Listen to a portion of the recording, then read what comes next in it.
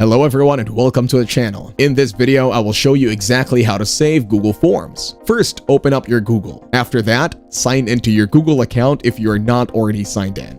Then, go to Google Forms in your web browser. After that, open the form that you want to save or that you have been working on. Here I am selecting the blank one. Next, you need to add a title. Here I am going to add My Google Form. You can also add a description if you want. After that, you need to add a question, for example, email. Then go ahead and click on the plus icon on the right side. After that, add your next question such as, what is your name? Or what t-shirt size are you? Or you can add any other question, whatever you want. Once done, then simply navigate to the top left and here you see all changes saved in Drive. This means it will save automatically and you can find it in your Google Drive. However, it depends on your internet connection because Google Forms does not operate offline. Thank you everyone for watching. Hope you got some value. Make sure to like and subscribe to our channel. Leave a comment down below. See you in the next one.